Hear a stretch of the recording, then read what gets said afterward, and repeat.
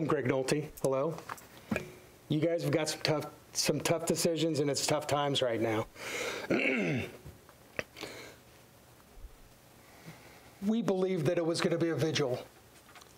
Our daughter said it was going to be a vigil. We were cool with that. Then the school board decides on March 14th that the so-called student organizers, now they handed out flyers, which were approved by the administration. Signs were handed out. Flyers were given to protesters to show chance to be used. Voter registration and email lists were taken. This was all brought to the attention of a school board member, and the school board member themselves said, on a very left-leaning social media, they said, that clearly states this is a gun violence protest. This person also responded to the article, these will be voters soon, and I'm so proud of referring to students to the walkout. This entire walkout was permitted on a school campus, which violates the guidelines of Sarasota County. If you go to Chapter 4, Curriculum and Instruction, Article 15, when dealing with political issues, the positions of all parties will be presented on a nonpartisan basis. Partisan political literature will not be distributed at schools. However, schools may give out information relating to the district taxes or the need for construction bonds. Now, this is a direct quote from Dr. Bowden. Dr. Bowden was asked, and Dr. Bowden stated, I quote, "Our students have found that they had a voice," Dr. Bowden said. "I think they found they have a very powerful voice. I think it's our goal as an educator is to seize upon teachable moments. And so now we have these students that understand they have these powerful voices, and it's up to us to teach them how to use their voices." The problem with that is, did you allow others to present their voices? The answer is no. As Andrea said, our daughter was bullied. We had a friend who the teacher said, "I really want to go out to the protest." And he's like, "I don't believe in it." And the teacher actually gave him grief and said, "It's because of you that I have to sit in here and watch you." This is not right. This is not where we teach political leftness. This is where you educate. It's not your decision to decide to give them this kind of voice and this kind of power. They're children. If they want to do a walkout and say they're sorry that 14 of their friends died or people their age died, I get it. But don't push the left wing, don't push that down my kids' throats, please. Thank you. Thank you. Candy McNally.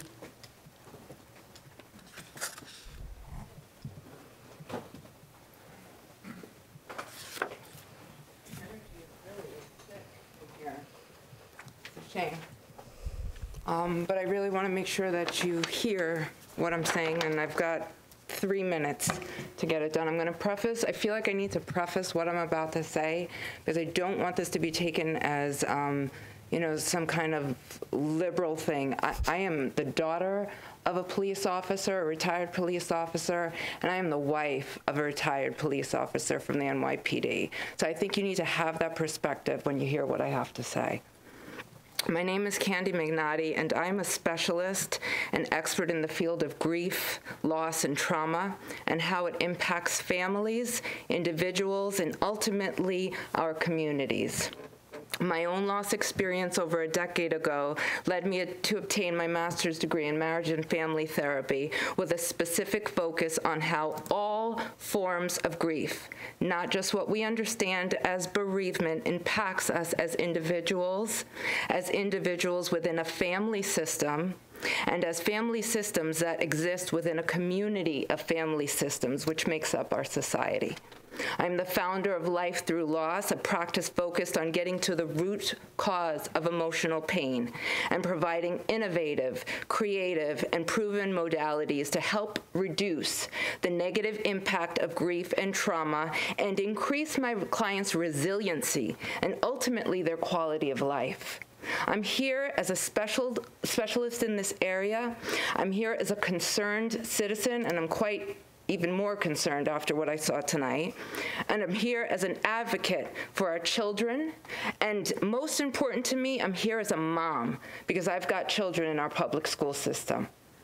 I'm here to cause a shift in consciousness and awareness about the root cause of this violent epidemic and help spearhead a comprehensive coalition to truly reduce the chance of it occurring in this beautiful community that I really feel so fortunate to get to call home. The gun violence epidemic and our children's safety in schools is a legislative gun issue without a doubt. We need common sense gun laws to keep our children and society safe. But we are facing a community crisis that can no longer be ignored. And I'm here to bring vociferous attention to the root cause of the issue. This is not a mental health issue. This is an unidentified, unresolved, unprocessed emotional pain issue. This is a grief and trauma issue. The young boys and men who are killing our children and loved ones are in deep emotional pain. These acts are inexcusable, but the root cause is unattended, unresolved, unprocessed grief and trauma, period. The more we allow it to be classified as a mental health issue, the way our culture has demonized and stigmatized and pathologized and otherized mental health, the further away we get from actually addressing the root problem. I'm almost done, but I sat there for a long time, so I'm going to finish. The Adverse Childhood Experiences Study, also known as ACEs study, is a landmark epidemiological research study conducted by Kaiser Permanente and the CDC. With over 17,000 participants, it provided a correlation between traumatic childhood experiences and a reduction in emotional well-being, with maladaptive behaviors, brain development, and physical health. In summary, 3 minutes Thank you. is definitely not enough time to unpack all of the results of the data. But these children are dealing with alcoholism, sexual abuse, molestation, incarceration, violence in the home, divorce. And if you think the narrative is just that this is an urban issue, you are fooling yourselves. Parkland, Florida is Sarasota, Florida. Sarasota, Florida is Parkland, Florida. And until we get to the root cause of it and call it what it is, emotional pain, not a mental health issue, we are just putting a Band-Aid over and we're not getting to the solution. I'm here to help you guys make a difference. If you're ready to really get to the root cause, reach out to me. Thank you very much. Rana Benzini? Rana? I'm sorry. I apologize. It's been a long night. My name is Rana Bazzini, and I'm here representing POPs Protect Our Public Schools. And as a firm supporter of public schools, the children earlier tonight shows the public schools at their very best. There have been numerous school shootings since Columbine in April 20th, 1999, almost 20 years ago. None have resulted in the reaction from the shooting at Marjorie Stoneman Douglas High School on Valentine's Day, of all days, this year. The students from that school have definitely touched a nerve and sparked a movement. They are not going away, and more adults are supporting them. For some unknown reason, our culture seems to be plagued by knee-jerk reactions to incidents like this. Act first, think later. My concern is that some of the solutions are a reaction to fear. Yes, we want our schools to be secure and safe, but let's focus on sensible solutions. Let's not turn our schools into prisons.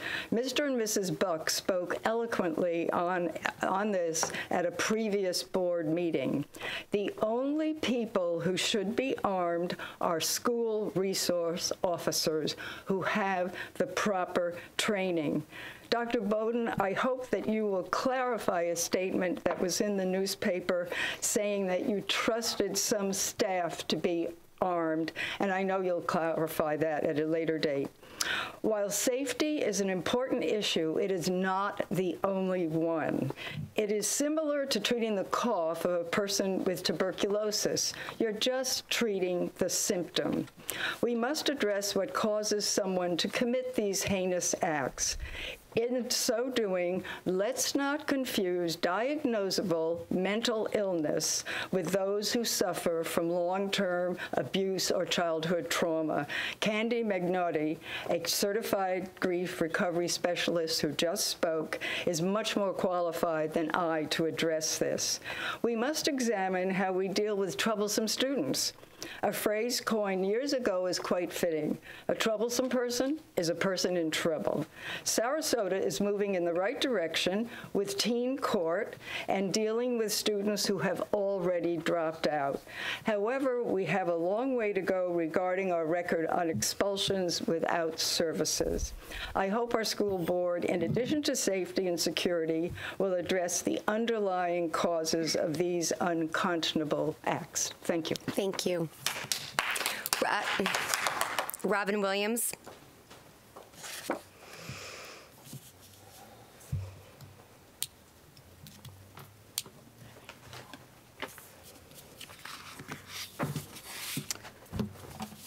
Hello, my name is Robin Williams. I'm a retired high school biology teacher speaking here tonight on behalf of Protect Our Public Schools Minnesota. We are alarmed by Superintendent Bowden's statement that, quote, we're not taking any option off the table, unquote, including using, quote, personnel who could be candidates to carry a firearm, unquote. This would incorporate the worst aspect of the Florida legislature's inadequate school security and gun control law.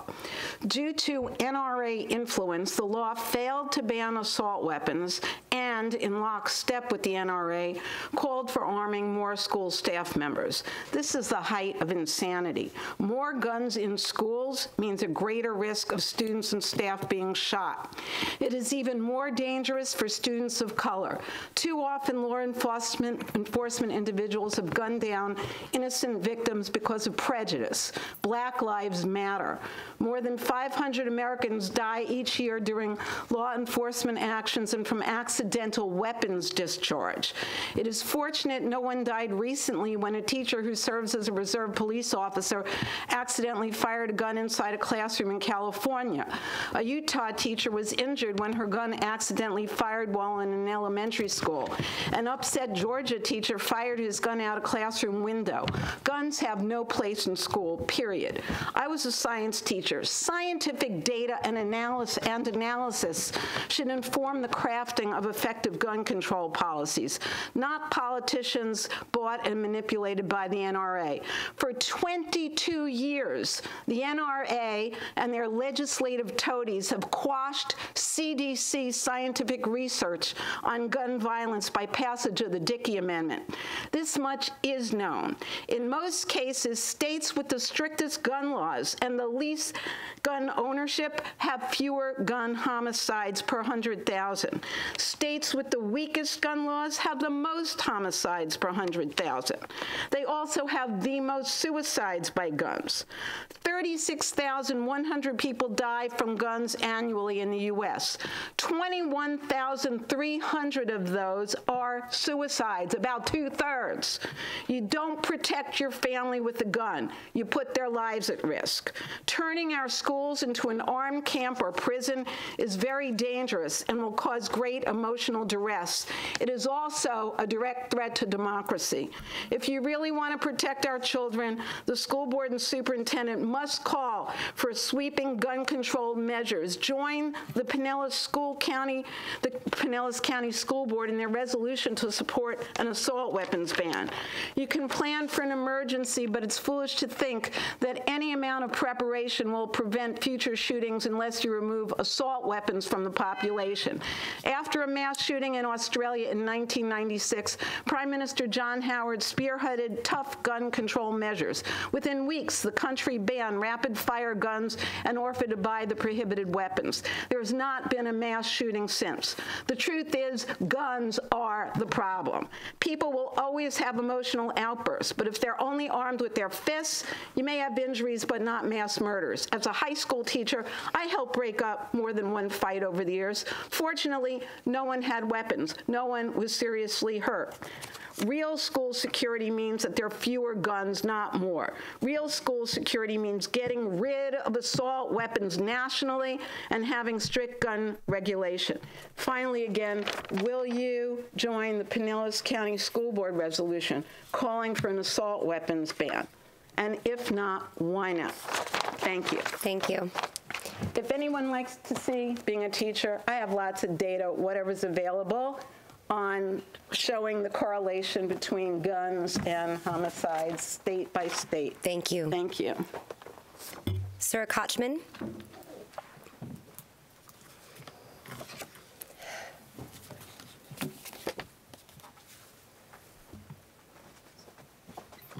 Hi, Sarah Kochman. I'm born and raised here in Sarasota and a product of the schools, Riverview graduate. I did email the board members, but I figured what I sent you was going to be so confusing I should probably go over it.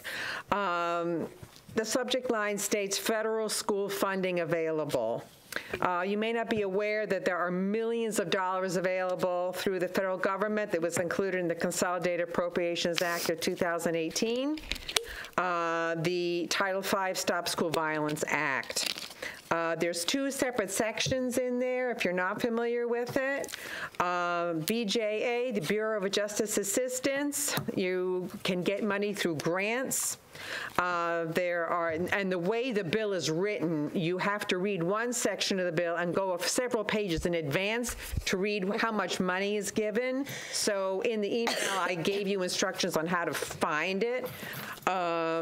Pretty much, you can receive funding under the BJA for training school personnel and students to prevent student violence against others and self, the development of operation of anonymous reporting systems for threats of school violence, including mobile telephone applications, hotlines, and internet websites, the development and operation of school threat assessment and intervention teams, and specialized training for school officials in responding to mental health crises.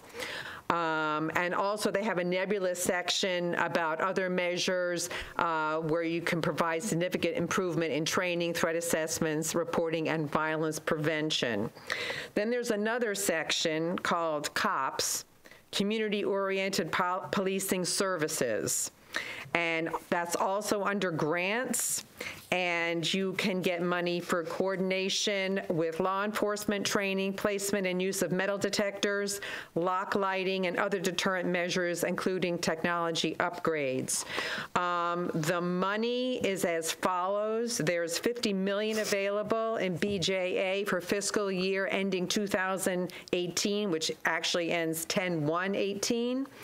And the COPS program through 10/1/18 is providing $25 million, also again ending 10/1/18. Then there's additional money each year from fiscal 2019 through 2028.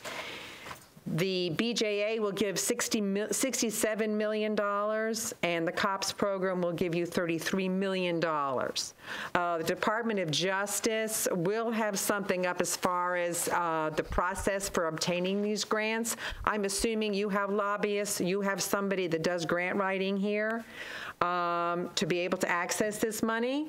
Most people won't read a bill from Washington that's over 2,000 pages. I happen to be acquainted with the person who put this in the law. So that's why I thought I should share it with you. Thank you very much. You do have an email. I didn't send it to you. I didn't have your email, but just to the board. I appreciate it. Very valuable. Thank you. Last card I have is Steve Scott.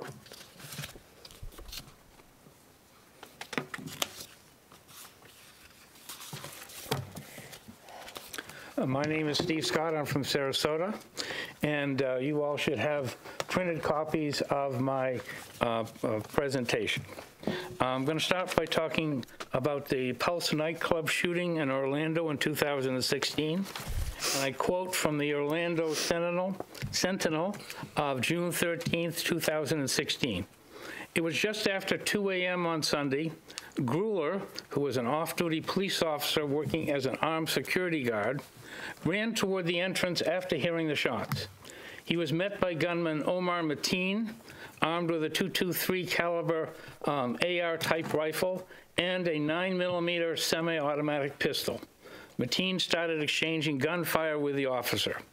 Grueller quickly realized he was outgunned and called for backup. Grueller retreated, and Mateen ran further inside the club.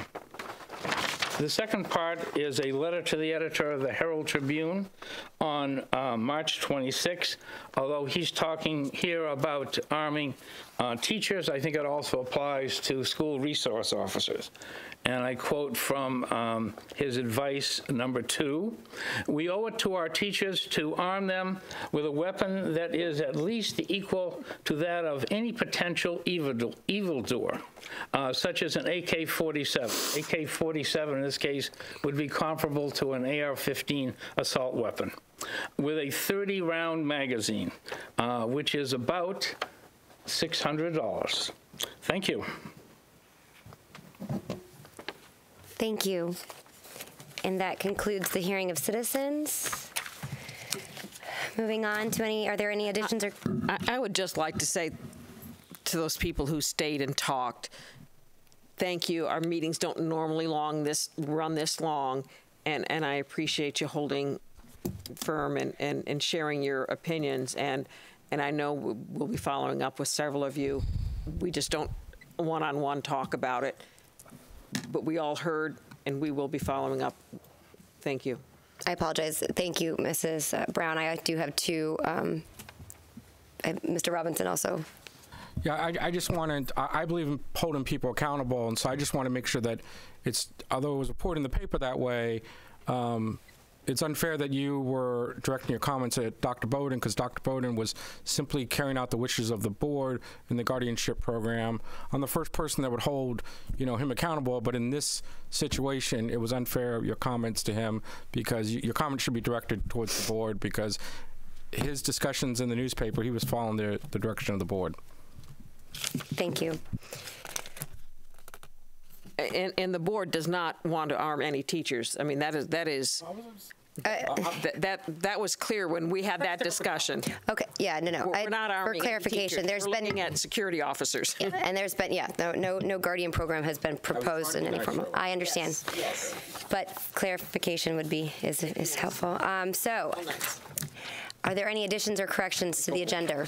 No, there are no changes or corrections to the consent agenda. Move approval of the consent agenda. Second. I have a motion and a second to, it's here. Let's see if I can't. We have to do a voice vote for the moment because I don't. We have to go to vote. There it goes. Nope, never mind. I lied. Sorry. You got it? Okay, yeah, we're good. All those in favor, please click your buttons. Okay. And if you're against? I forget. And if you're against it. Yeah, and if you're not, no. How about a vote? And the motion passes 5-0. Moving on to new business, I have item number 27. Is there a motion? Item number 27, approval of the Florida Diagnostic and Learning Resources System, FDLRS, grant application to the Florida Department of Education as presented. Second. I have a motion and a second. Any comments? Okay. Then please vote.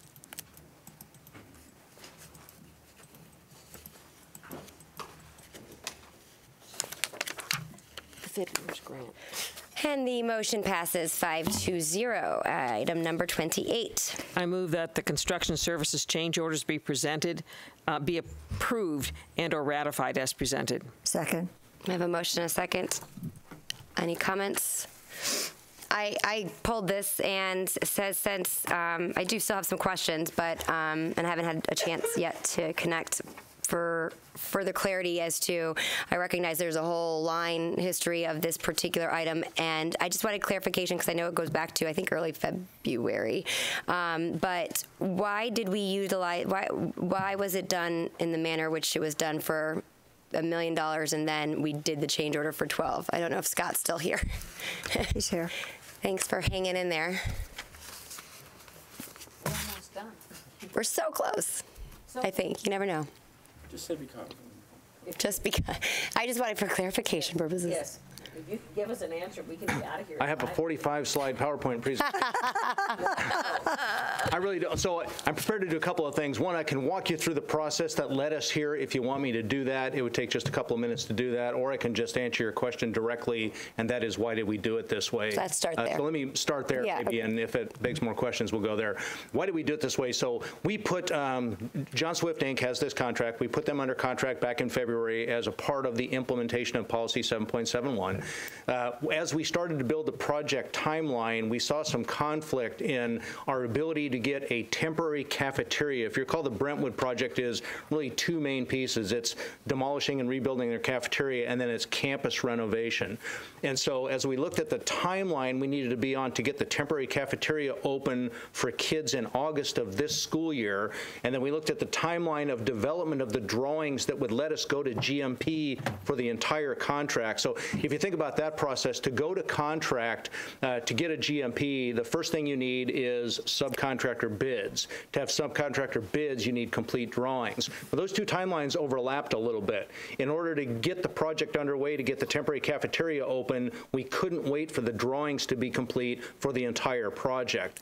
So what we did is we wrote a contract that says the scope of work, that was the $990,000 contract. The scope of work is demolition of the old contract, or the old cafeteria, some minor site work, and the construction of the temporary cafeteria. And in that motion, if you go back and read the history, in that motion, we actually included some detail to the board that what's on your agenda tonight would happen. Right. That we would come back to you as an amendment to that contract through a change order process to amend it. So what you're seeing is a $12 million change order to a $900,000 contract. That's pretty unusual, but it was driven by the fact that we wanted to open the temporary cafeteria and didn't have completed drawings. So overlapping those two things probably shortened our construction timeline by about 5 months, and that in itself saves money. But it was mostly about getting the temporary cafeteria open. And that was done through a PSSC, just correct? Absolutely. Okay. So the selection of two-piece process, the submittals and the scoring, and then the presentations and the rankings, and it was that process that led to the selection of John Swift Inc. as our GC. Perfect. I did, but it, you know, when you see a $12 million change order, it does. But I appreciate the clarity. I'm good unless there are any additional questions. No. Thank you very much. All those, please vote. Sorry, I'm used to.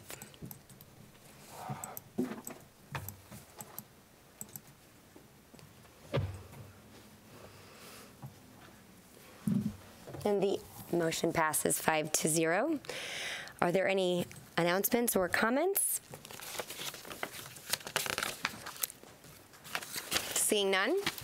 Next monthly work session is April 17th of 2018 at 8:30, and the regular board meeting will begin at 3 o'clock on April 17th, 2018. We are adjourned.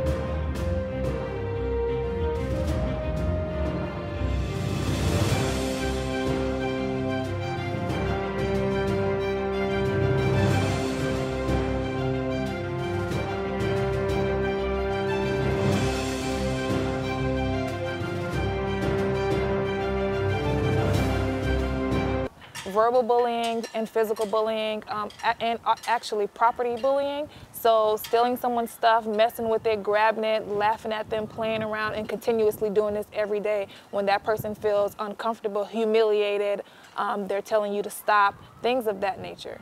One thing I tell the students is not to confront the bully themselves, to come to an adult, myself or administration, to deal with the situation. And I tell students that see bullying but aren't necessarily